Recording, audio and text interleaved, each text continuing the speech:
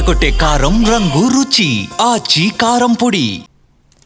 మాజీ మంత్రి కాకాణి గోవర్ధన్ మీడియాతో మాట్లాడుతున్నారు. లైవ్ లో చూద్దాం.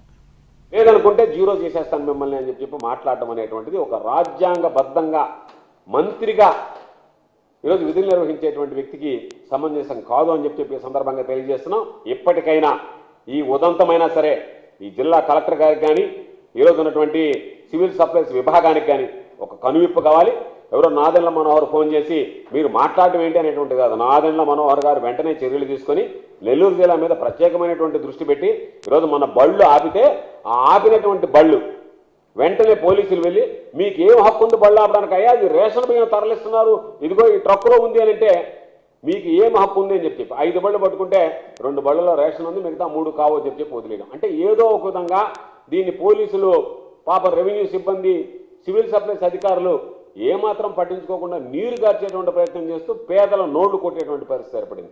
కాబట్టి ఇది దారుణమైనటువంటి విషయం. ఇది సాదాసీదాగా తీసుకోవడం విషయం కాదు. దీన్ని సాదాసీదాగా తీసుకున్న